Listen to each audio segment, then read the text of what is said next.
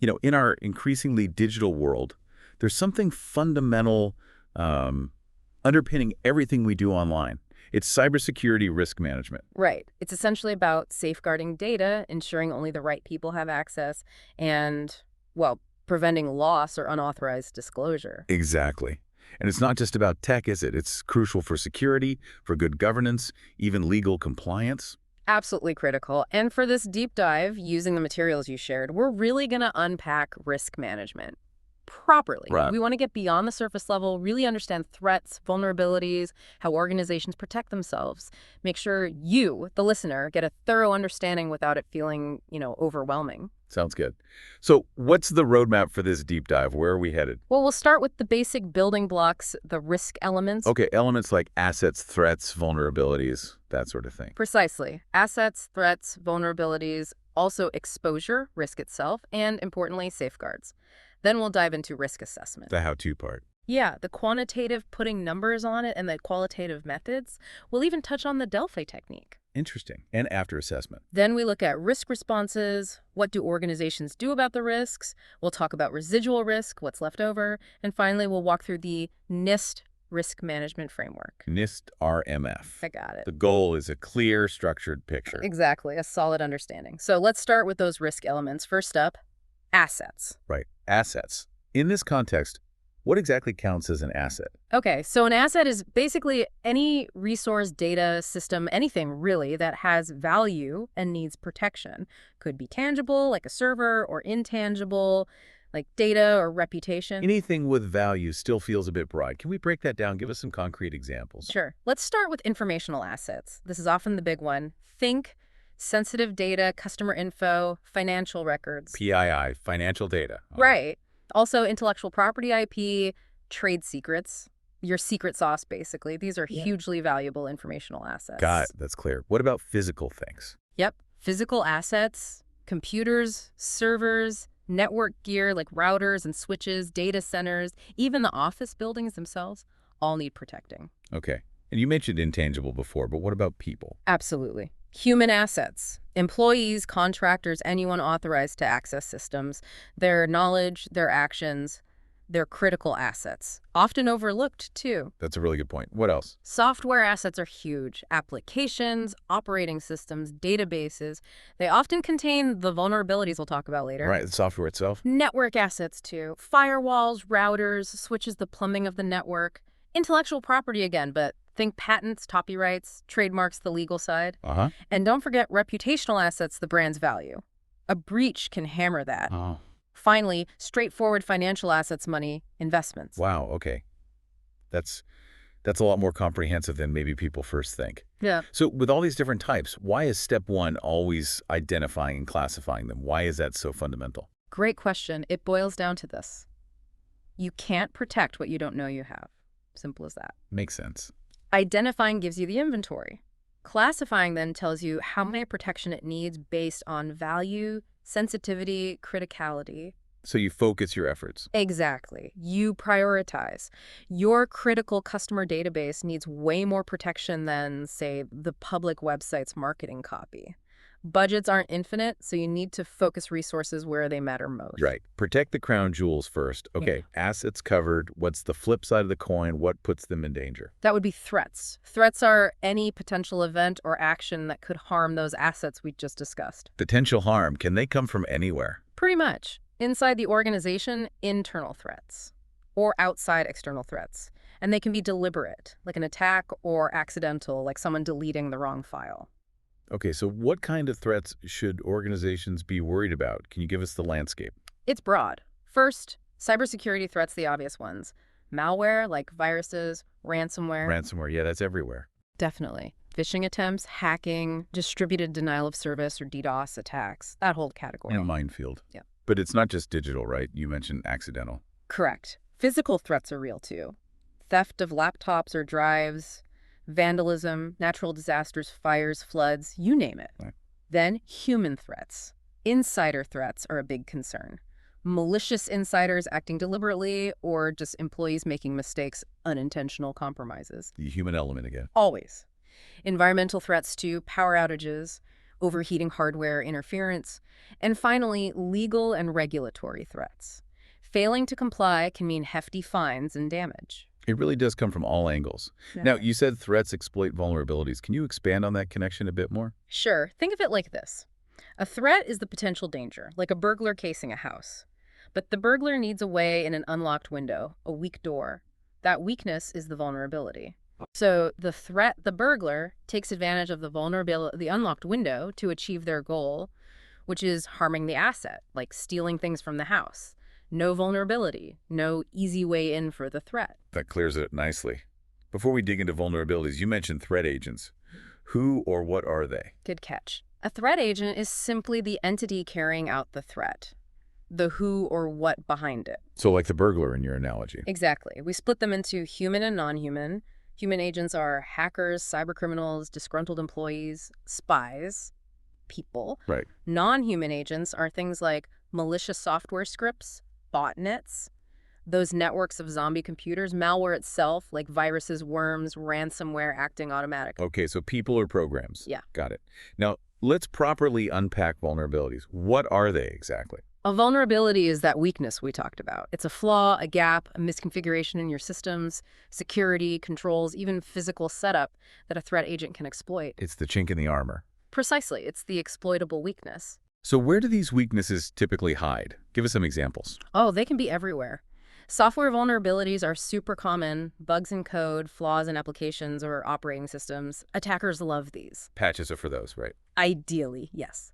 Then there are configuration vulnerabilities, mistakes made setting things up, leaving default passwords, overly open firewall rules, bad access controls. It's these mistakes to make, I suppose. Very easy. Physical vulnerabilities too, weak locks on server room doors, no cameras, poor environmental protection. Uh-huh. And human vulnerabilities, huge one. People clicking bad links, falling for phishing scams because of poor awareness, mishandling data. Social engineering targets these. Even weak policies can be a vulnerability. It seems like a constant battle on multiple fronts. What about those zero-day vulnerabilities you mentioned? They sound particularly nasty. They are. A zero-day is a vulnerability that's actively being exploited before the software vendor or the security community even knows it exists. Yeah, there's no fix available. Exactly. No patch, no defense readily available when the attacks start. The vendor has had 0 days to fix it. That's why they're so dangerous. Attackers have a free run until it's discovered and patched, which can take time. That's definitely high risk. Okay. Assets, threats, vulnerabilities. Next on the list was exposure. What does that mean here? Exposure is the state of being susceptible to loss. Because a threat can exploit a vulnerability, it means the pathway exists for harm to happen. So it means you could be harmed, not that you have been. Correct. It's the possibility of loss, not the certainty. It indicates the conditions are right for a negative impact on an asset. And you mentioned it relates to the exposure factor in quantitative analysis. Yes. When we try to put dollar figures on risk, the exposure factor, or EF, comes in.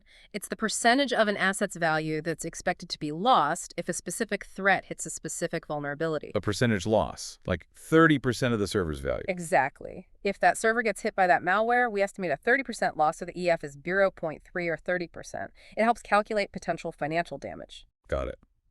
Exposures being open to harm. EF quantifies how much harm, which leads us perfectly to risk itself. How do we tie all this together to define risk? Risk is the probability or likelihood of harm occurring when a threat exploits a vulnerability. It's where threat and vulnerability meet with potential negative consequences for an asset. So it needs both the threat and the weakness. Yes.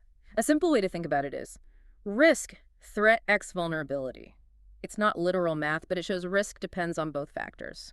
Reduce the threat or reduce the vulnerability, and you reduce the risk. That's a really helpful mental model. What happens when that potential becomes reality?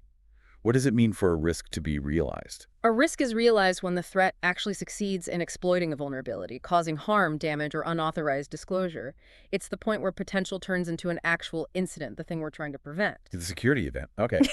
So how do we prevent risks from being realized? That's where safeguards come in. Right. Exactly. Safeguards, also called controls or countermeasures, are the actions, devices, procedures, or techniques used to reduce or eliminate vulnerabilities or protect against threats. The defenses. The defenses. They can be technical, like firewalls, administrative, like policies, or physical, like locks and guards. Can you give us a wide range of examples? What do these look like? Sure. Applying software patches, that's a big one for software vulnerabilities. Using strong authentication, like multi-factor authentication. Employee security awareness training, vital for human vulnerabilities. Firewalls, intrusion prevention systems to block bad network traffic, encrypting data both when stored and when moving. Okay. Physical security like guards, cameras, access badges for server rooms, regular data backups, and having a disaster recovery plan. Even simple things like a clean desk policy. That covers a lot of ground, from tech to policy to physical. You also mentioned safeguards aren't always about buying new things. That's right. Often it's about changing configurations or processes, reconfiguring a firewall rule, tightening access permissions on a file share. Those use existing tools. It's tuning what you already have. Exactly. Or maybe removing something risky, like decommissioning an old unsupported application. That removal is the safeguard. Updating policies, enforcing better password rules, those are administrative safeguards, not new tech. Good point. It's not always about spending more money. So just to cement this, can you quickly recap how all these elements, assets, threats, vulnerabilities, exposure, risk, safeguards, link together? Okay, quick summary. Organizations have valuable assets. Threats exist that could harm them. Threats exploit vulnerabilities, weaknesses. This creates exposure, the possibility of harm, which is the risk. To reduce risk, organizations implement safeguards to protect assets by addressing threats or vulnerabilities. Perfect. Clear chain of events. Now, a few more terms popped up. Attack, breach, penetration. How do they fit in? Right. An attack is the active attempt by a threat agent to exploit a vulnerability. It's intentional. The act. Yes. A breach is when that attack succeeds in bypassing a security control or defense. Putting past the guard. Exactly. And penetration, or intrusion, is the result of a successful attack and breach, where the attacker gains unauthorized access into the organization's systems or network. So attack is the try, breach is succeeding against defenses, penetration is getting inside. You got it. When penetration happens, assets are directly threatened. Okay, that clarifies those actions. Now we understand the pieces. How do organizations figure out how much risk they actually face? This must be where risk assessment comes in. Precisely. Risk assessment or risk analysis is the whole process of identifying, analyzing, and evaluating these risks. What's the main goal? To give management a clear picture of the threats, the vulnerabilities, and the potential impact. It informs decisions. And while security pros often do the assessment, it's crucial that upper management understands it, sets the scope, and ultimately approves the findings. They own the risk. So leadership has to be involved. You also said 100% risk elimination is impossible. Yeah, pretty much impossible and impractical. Trying to eliminate all risk would mean stopping all activity, which isn't feasible. Plus, the cost would be astronomical. Right. So management has to decide what level of risk is acceptable for the organization. That's their risk appetite. Balancing potential harm against the cost of controls. A calculated trade-off. Now, you mentioned two main ways to do this assessment. Quantitative and qualitative. Let's tackle quantitative first. Numbers, right? Quantitative risk assessment tries to assign numerical values, usually monetary values, to risk components, potential losses, costs of controls, their value. It aims for objectivity, though some estimation is always involved. How does it work? You mentioned 6 phases. Yes, typically 6 phases. Phase 1 is asset inventory and valuation. We talked about inventorying assets. Here you assign a specific monetary value, the asset value, or AV, to each one, based on cost, replacement, revenue generated, etc.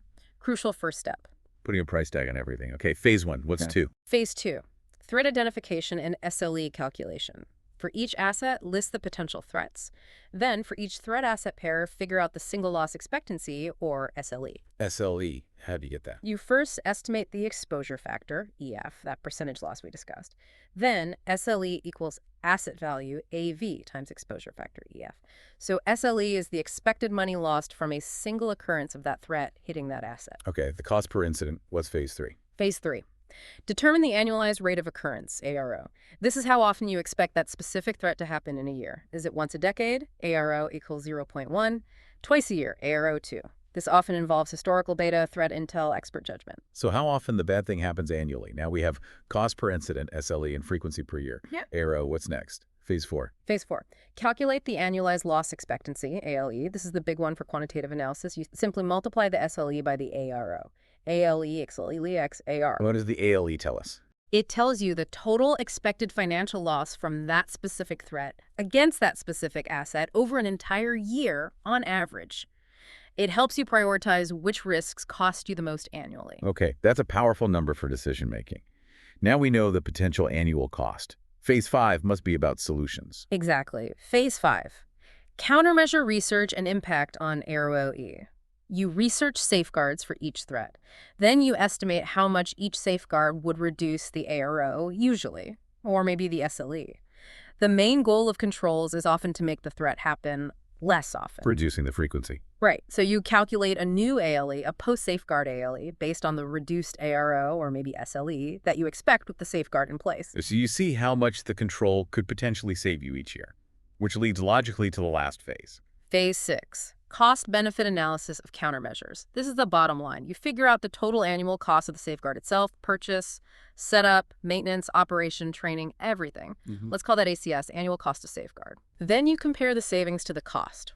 A common formula is value of safeguard, pre-safeguard ALE, post-safeguard ALE, ACS. So old expected loss minus new expected loss minus the cost of the fix. Precisely. If that value is positive, the safeguard looks financially beneficial. But, and this is important, money isn't everything. How so? Legal requirements, regulations do care. Your responsibility to protect data might mandate certain controls, even if the pure financial calculation doesn't show a profit. The cost of noncompliance or a major breach can dwarf the control cost. Right, reputational damage, fines. Those have huge costs too. Okay, that's a thorough look at quantitative assessment. Yeah. What at the other side? Qualitative. How's that different? Qualitative assessment skips the hard dollar figures. It focuses on scenarios, expert judgment, subjective ratings. You rank risks maybe high, medium, low based on likelihood and impact. More descriptive, less numerical. Exactly. It's often faster and can be better for risks that are hard to quantify, like reputation damage. What techniques are used here? Things like brainstorming sessions, focus groups, surveys, interviews with key staff, using checklists, developing threat scenarios, or storyboards. Sounds more collaborative. It often is. And there's the Delphi technique. That's a structured way to get expert opinions anonymously. How does Delphi work? You gather anonymous input from a group of experts on risk ratings or scenarios. Then you compile the results, share them back with the group, still anonymous, and let them revise their input based on seeing the group's collective view. You repeat this a few times until you reach a general consensus. It helps reduce bias from dominant personalities. Interesting. Anonymous feedback loops to reach agreement. So is one method, quantitative or qualitative, better than the other? Not really better, just different tools for different jobs. Quantitative is great for financial justification and prioritizing based on cost, Yeah. but it can be complex and needs good data. Right. Qualitative is often quicker, easier, better for capturing broader or harder to price risks. Its weakness is subjectivity. So what do most organizations do? Honestly, many use a hybrid approach. Use qualitative methods to get a broad overview and identify key risks, then maybe drill down with quantitative analysis on the highest priority ones to justify spending. Best of both worlds. That blend makes a lot of sense. Okay, assessment done. We know our risks. What's next? Deciding what to do about them. Exactly. That's risk response. Choosing and implementing strategies to address the identified risks, aligning with the organization's risk appetite. What are the main options here? How can organizations respond? There are several core strategies. First is risk avoidance. Just don't do the risky thing. Very much. If a project or activity is just too risky and the cost to fix it is too high compared to the benefit, you might just cancel it or not start it. Avoid the risk entirely, usually for severe risks. Makes sense for extreme cases. What else? Risk mitigation or reduction. This is probably the most common. It means implementing safeguards to lower the likelihood or the impact of the risk. All those controls we discussed earlier fall under mitigation. Actively fixing or reducing the problem. Okay. What if you can't fully mitigate it? Then you might consider risk transfer or assignment.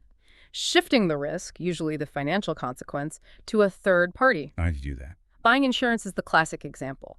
outsourcing a risky function, or using contracts to make a vendor liable. You're paying someone else to take on some or all of the financial hit if the risk occurs. Okay, shifting the burden. What about risks that are maybe small or too expensive to fix relative to their impact? That leads to risk acceptance. You acknowledge the risk exists but decide not to take action, other than maybe having a contingency plan. You just live with it. Essentially, yes, it can be active acceptance, you have a plan B, or passive, you just accept it. Usually for low likelihood, low impact risks where the cost of other responses isn't justified, management formally accepts it. Got it. Are there ways to, like, scare threats away? Kind of, that's risk deterrence. Using measures to discourage threats from even trying, making yourself a harder target. Visible security cameras, guards, strong logging procedures, advertising that you audit logs, having a known incident response capability. It's about increasing the perceived effort or risk for the attacker. Makes sense. Any other responses? Well, there's risk rejection, which is basically denial, pretending the risk doesn't exist. That sounds bad. It is. It's irresponsible and not a real risk management strategy. You have to acknowledge and address risks appropriately. Okay, so avoidance, mitigation, transfer, acceptance, deterrence, but not rejection. Yeah. Got it. Now, after we apply these responses, does risk just vanish? This brings us to residual risk, right? Correct. You almost never eliminate all risk. Residual risk is the risk that's left over after you've implemented all your chosen safeguards and responses. The leftover risk. Yes, it's the risk that management has implicitly or explicitly decided to accept, often because further reduction wasn't feasible or cost-effective. So before we did anything, that was total risk. Exactly. Total risk, or inherent risk, is the risk level before any controls are applied. And the difference between total risk and residual risk. What is that called? That difference represents how much risk your controls actually reduced. It's sometimes called the controls gap or risk reduction. So residual risk equals total risk controls gap. Okay, that equation helps visualize it. So we've identified, assessed, responded, and we understand what's left. How do organizations manage this whole life cycle systematically? That's where frameworks like the NIST RMF come in, I assume. Precisely. The NIST Risk Management Framework, outlined in Special Publication 837, provides a structured, comprehensive approach to manage information security and privacy risks. NIST, National Institute of Standards and Technology. That's the one. While developed for the U.S. federal government, it's widely adopted in the private sector, too, because it's solid and adaptable. It treats risk management as a continuous life cycle. A life cycle. How many steps are involved? There are 7 main steps in the NIST RMF. Step 1 is prepare. Getting ready. Essentially, yes. Establishing the context, defining the risk strategy, identifying stakeholders, determining risk tolerance, assigning roles, getting resources, laying the groundwork. Okay, foundation set. Step 2. Step 2, categorize. You identify and categorize your information systems based on their importance and the sensitivity of the data they handle. High-impact systems need stronger controls. NIST SP 860 helps here. Matching protection to importance. Makes sense. Step 3. Step 3, select. Based on the system category and risk assessment, you choose the specific security controls needed. NIST SP 800-53 has a big catalog of controls to choose from and tailor. Choosing the right tools for the job. Okay, step 4 must be. Step 4, implement. You actually put the selected controls in place, configure the software, write the procedures, train the people, make the controls operational. Taking it real. What's step 5? Step 5, assess. You check if the controls you implemented are actually working correctly and effectively. Through testing, scanning, audits, reviews, find out if they're doing what they're supposed to do. Testing the defenses. Okay, step 6. Step 6, authorize. Senior management reviews the assessment results. Based on the effectiveness of the controls and the remaining residual risk, they make a formal decision to authorize the system to operate. It's the official acceptance of the risk. The formal, go ahead. What's the last step? Step 7. Step 7, monitor. This is crucial and ongoing. You continuously watch the systems and controls. Perform ongoing assessments, check logs, look for changes in threats or the environment. Security isn't set it and forget it. Constant vigilance. Exactly. Monitoring feeds back into the process. If things change, you might need to go back through the steps, slip new controls, reassess, reauthorize. It's a cycle. So it really is a continuous loop. You mentioned the RMS is flexible. Yes, very. It's not a rigid prescription. Organizations tailor it. They choose controls based on their specific risks, needs, and resources. It scales from small systems to large enterprises. That risk-based adaptability is key to its success. Well, that has certainly been a comprehensive deep dive. We've covered a massive amount of ground on cybersecurity risk management. We really have. Started with those core risk elements: assets, threats, vulnerabilities, exposure, risk, safeguards. Then moved through assessment: quantitative, qualitative, the Delphi technique. Right, then the risk responses: avoidance, mitigation, transfer, acceptance, deterrence.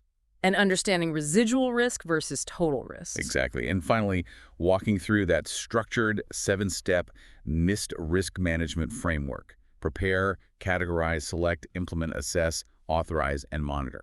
So hopefully, by unpacking all of that, you, our listener, now have a much clearer, more structured grasp of just how complex and vital risk management is today. Absolutely. And maybe something to think about. Given how interconnected everything is and how fast threats change, what's the single biggest challenge for organizations in managing this risk effectively right now? Is it the speed of threats, prioritizing resources, or maybe getting everyone top to bottom truly security aware? It's definitely something that keeps evolving.